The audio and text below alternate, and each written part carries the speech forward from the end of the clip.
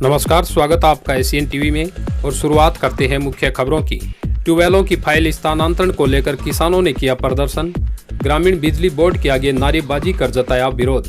सरदार शहर स्थानीय रिको industries area स्थित भादासर ग्रामीण बिजली बोर्ड कार्यालय पर सैकड़ों की संख्या में किसानों ने अपनी विभिन्न मांगों को लेकर प्रदर्शन किया। किसान एकता जिंदाबाद, हमारी मांगे पूरी करो, हमारी मांगे पूरी करो, हमारी मांगे पूरी करो, हमारी मांगे पूरी करो। शिफ्टिंग फाइल वापस लो, वापस लो, वापस लो। शिफ्टिंग फाइल वापस लो, वापस लो, वापस लो। किसानों ने फाइल शिफ्टिंग की मांग को लेकर बिजली बोर्ड के खिलाफ जमकर प्रदर्शन करते हुए नारेबाजी की तथा खसरे के स्थानांतरण की फाइलों को पुनः क्रम से लगाने की मांग की।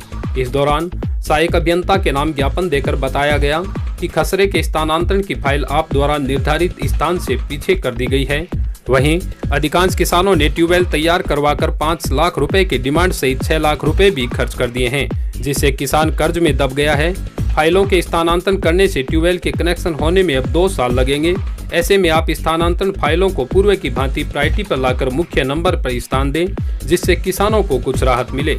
इस दौरान मनीराम पारिक, ओम प्रकाश पारिक, मांगीलाल तिवारी, ब्रह्मानंद पांड्या, महेंद्र सिंह सहित अनेक ग्रामीणों ने बिजली बोर्ड के आगे प्रदर्शन किया। जारी किए थे उन्होंने। अब उन्होंने सारे किसानों को प्रायोरिटी चेंज कर दी है। सारे लोगों ने ट्यूबवेल बना लिए है, किसी के 4 लाख 5 लाख का खर्चा कर दिया और अभी वो इस सीजन में कनेक्शन मिलने नहीं है, शायद 1 साल और लग जाएगा। इसलिए सारे लोग आक्रोश हैं लोगों में और हमारी जो प्रायोरिटी पहले थी वो ही रखी जाए। कुछ लोगों ने सारी चेंज कर दी, पुरानी लिस्ट थी सारी प्रायोरिटी चेंज कर दी, पूरी लिस्ट चेंज कर दी और नई लिस्ट जारी कर दी उन्होंने, जिसमें प्रायोरिटी चेंज कर दी। कुछ लोगों को गलत लाभ दिया है, इसलिए हमारी मांग है कि हमारी जो पहले लिस्ट थी वो जारी रखी जाए, कोई मान्य हो। 8-10 वर्ष बाद में आवेदन करने के किसान का डिमांड नोटिस जारी होता है और किसान ने अपनी खुशी से प्रायोरिटी अनुसार डिमांड नोटिस जमा करवा दिया। और सरकार का एक नियम है कि किसान कनेक्शन होने से पूर्व अपना खसरा परिवर्तन करवा सकता है। उस नियम के तहत कुछ किसानों ने अपने खसरे परिवर्तन करवा दिए। उन किसानों को जानबूझकर निगम के अधिकारियों ने नियम तोड़कर प्रायोरिटी चेंज कर दी, जबकि स्पष्ट कृषि नीति में लिखा हुआ है कि आवेदन ही प्रायोरिटी का आधार होगा। जबकि उन्होंने आवेदन को प्रायोरिटी का आधार नहीं मानकर और जानबूझकर दूसरी प्रायोरिटी स्थापित की है, जो न्याय संगत नहीं है। किसानों के साथ अन्याय है, किसान सहन नहीं करेंगे और हर प्रकार की लड़ाई लड़ने के लिए किसान मजबूर होगा और जो इसकी सारी जिम्मेदारी प्रशासन नहीं होगी, किसान आक्रोशित है। बढ़ते हैं अगली खबर के लिए। बिना मास्क घूमते 14 लोगों के काटे चालान, 2300 रुपए का वसूला राजस्व। सरदार शहर कस्बे में तीसरी लहर की अग्रिम रोकथाम के लिए मंगलवार को तहसीलदार कुटेंद्र कंवर, कानून गो प्रभात राय पारिक, रीडर अशोक कुमार पारिक द्वारा कोरोना जागरूकता अभियान के तहत मास्क नहीं लगाने वालों के चालान काटे गए तथा न्यायालय परिसर व तहसील परिसर को सैनिटाइज भी करवाया गया। इस दौरान न्यायालय परिसर, गांधी चौक, लेडीज मार्केट आदि जगहों पर मास्क नहीं लगाने पर 14 व्यक्तियों के चालान काटकर 2300 रुपए का राजस्व भी वसूला गया। कानून गो प्रहलाद राय पारिक ने बताया कि उच्चाधिकारियों के निर्देश पर कोरोना की तीसरी लहर की अग्रिम रोकथाम के लिए गाइडलाइन का उल्लंघन करने वालों के चालान काटकर आमजन को मास्क लगाने व सोशल डिस्टेंस का पालन करने के लिए समझाइश की गई है। उन्होंने बताया कि लापरवाही करने वालों के खिलाफ प्रशासन द्वारा आगे भी सख्त कार्रवाई जारी रहेगी। गौरतलब है कि कोरोना की तीसरी लहर के खतरे को देखते हुए प्रशासन एक बार फिर सक्रिय दिखाई दे रहा है तथा लोगों को सावधानी बरतने की सलाह दी जा रही है। कल हमें उच्चाधिकारियों से निर्देश प्राप्त हुए थे कि अब कुछ लोग बिना मास्क घूम रहे हैं, सोशल डिस्टेंसिंग का भी पालन नहीं कर रहे हैं। इसलिए हमने आज इसको एक अभियान के रूप में लिया और लोगों को समझाइश भी की गई और जो बिना मास्क घूम रहे थे उन लोगों के चालान भी काटे। आज हमने 14 व्यक्तियों के चालान काटे, जिससे कुल 2300 रुपये का राजस्व प्राप्त हुआ। इसकी हमने रिपोर्टिंग उच्चाधिकारियों को भी कर दी है। साथ में हमने नगरपालिका से निवेदन करके परिसर को सैनिटाइज भी करवाया है, कोर्ट परिसर को और तहसील परिसर को। और आगे भी ये हमारा जो अभियान है वो लगातार जारी रहेगा ताकि लोगों में जागरूकता आए और लोग सोशल डिस्टेंसिंग का पालन करें और जो नया वेरिएंट आ रहा है उसके प्रति लोग सजग और सतर्क रहें। गुरुकुल शिक्षण संस्थान माध्यमिक विद्यालय की पूर्व छात्रा ने रचा इतिहास। मेधावी छात्रा पिंकी सुथार का इंस्पायर अवार्ड में हुआ चयन। गांव की बेटी ने किया सरदार शहर का नाम रोशन। सरदार शहर तहसील के गांव सारसर के गुरुकुल शिक्षण संस्थान माध्यमिक विद्यालय की पूर्व छात्रा एवं सामान्य से परिवार की बिटिया पिंकी सुथार ने अपने जज्बे से ये साबित कर दिया कि अगर इरादे अटल और नेक हो तो मंजिल में रुकावट पैदा करने वाला हर बड़ा पत्थर भी कंकर बन सकता है। आपको बता दें, स्थानीय गांधी विद्या मंदिर के मीरा निकेतन से कक्षा 12वीं में 94% अंकों से उत्तीर्ण करने वाली छात्रा पिंकी ने राष्ट्रीय स्तर पर इंस्पायर अवार्ड जीतकर ये साबित कर दिया कि आगे बढ़ने के लिए शहरी सुविधाओं की नहीं बल्कि अटल इरादों की जरूरत हुआ करती है। गुरुकुल शिक्षण संस्थान के प्रधानाध्यापक सीसराम सारण ने बताया कि पिंकी हमेशा से ही प्रतिभाशाली छात्रा रही है। सारण ने आगे बताया कि भारत के मानव संसाधन विकास मंत्रालय द्वारा ग्रामीण क्षेत्र की छात्राओं को प्रोत्साहन हेतु प्रदत्त इस स्कॉलरशिप में उसे दिल्ली विश्वविद्यालय में न सिर्फ प्रवेश मिला बल्कि बीएससी फिजिक्स के साथ शिक्षण प्राप्त करने के लिए 80,000 रुपये सालाना छात्रवृत्ति एवं 20,000 रुपये सालाना प्रोजेक्ट कार्य हेतु भी मिलेंगे। बिटिया की इस उपलब्धि पर गांव सारसर सहित पूरे सरदार शहर क्षेत्र में खुशी की लहर दौड़ गई। गांधी विद्या मंदिर द्वारा आयोजित सम्मान समारोह में संस्थान अध्यक्ष हिमांशु दुगड़, सचिव अजय पति त्रिपाठी, ओएसडी नंदलाल जांगीड़, मीरा निकेतन प्रधानाचार्य ओम प्रकाश खाती सहित अनेक गणमान्य जनों ने इस उपलब्धि पर पिंकी को अपनी शुभकामनाएं प्रेषित कर उसके उज्जवल भविष्य की कामना की। वहीं राकेश सारण, राजेश गहलोत, गोपाल स्वामी, राजेंद्र सारण, बलराम सारण आदि ने भी छात्रा को अपनी तरफ से शुभकामनाएं प्रेषित की।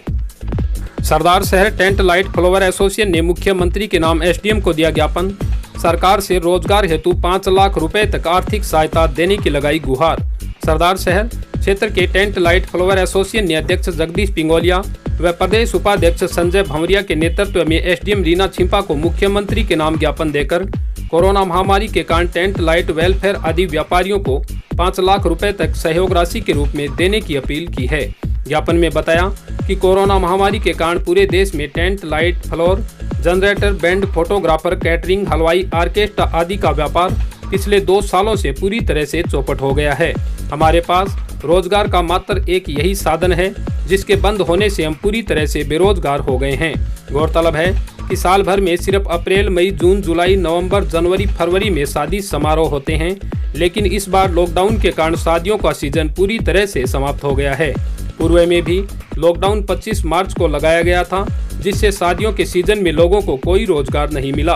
व्यापारियों ने सरकार से पिछले 2 साल में हुए नुकसान की भरपाई के लिए 5 लाख रुपए लोन के रूप में सहायता राशि देने की मांग की है ताकि हमारी रोजी रोटी का संकट दूर हो सके। व्यापारियों ने बताया कि उक्त राशि हम किस्तों के रूप में सरकार को वापस भरपाई करने के लिए भी तैयार हैं। ज्ञापन देने वालों में मुकेश पापटान, ललित मोदी, सीताराम पारिक, ओम प्रकाश माली, राजेंद्र सिंह, श्यामलाल, कमल पारिक, मुकेश प्रजापत, बलवंत सिंह, ब्रजमोहन भोजक सहित अनेक टेंट लाइट एसोसिएशन के पदाधिकारी व कार्यकर्ता शामिल रहे। 2 साल से हमारा व्यापार पूरा कारोबार बंद है। हम रोजी रोटी का संकट खड़ा हुआ है। हम मुख्यमंत्री महोदय से मांग करते हैं कि हमारे कोरोना काल में आगे नई गाइडलाइन में 3 या 200-300 का 200-300 आदमी का काम चालू करे, हमारे भी रोजी रोटी का संकट दूर हो।